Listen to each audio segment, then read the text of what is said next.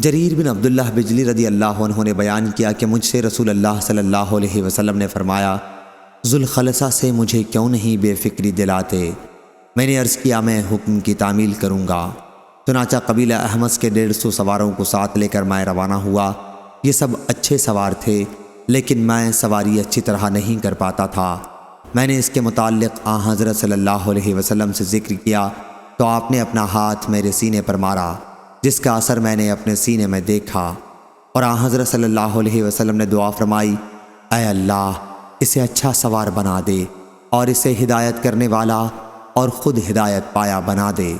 راوی نے بیان کیا کہ پھر اس کے بعد میں کبھی کسی گھوڑے سے نہیں گرا۔ راوی نے بیان کیا کہ ذوالخلصہ ایک بت خانہ تھا یمن میں، قبیلہ خشم اور بجیلہ کا۔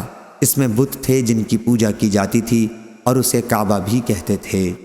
بیان کیا کہ پھر جریر وہاں پہنچے اور اسے آگ لگا دی اور منہدم کر دیا۔ بیان کیا کہ جب جریر رضی اللہ عنہ یمن پہنچے تو وہاں ایک شخص تھا جو تیروں سے فال نکالا کرتا تھا۔ اس سے کسی نے کہا کہ رسول اللہ صلی اللہ علیہ وسلم کے ایلچی یہاں آ گئے ہیں، اگر انہوں نے تمہیں پا لیا تو تمہاری گردن مار دیں گے۔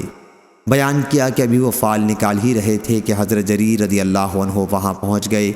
آپ نے اس سے فرمایا کہ ابھی یہ فال کے پتر توڑ کر کلمہ لا الہ الا اللہ پڑھ لے، ورنہ میں تیری گردن مار دوں گا۔ راوی نے بیان کیا کہ اس شخص نے تیر وغیرہ توڑ ڈالے اور کلمہ ایمان کی گواہی دی۔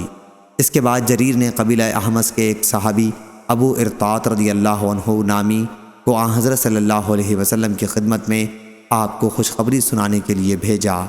جب وہ خدمت نبوی میں حاضر ہوا تو عرض کیا، یا رسول اللہ، اس ذات کی قسم جس نے آپ کو حق کے ساتھ مبعوث کیا ہے، میں آپ کی خدمت میں حاضر ہونے کے لیے اس وقت تک نہیں چلا جب تک اس بت کدے کو خارش زدہ اونٹ کی طرح جلا کر سیاہ نہیں کر دیا۔ بیان کیا کہ پھر حضرت صلی اللہ علیہ وسلم نے قبیلہ احمس کے گھوڑوں اور سواروں کے لیے 5 مرتبہ برکت کی دعا فرمائی۔ صحیح بخاری حدیث نمبر 4357۔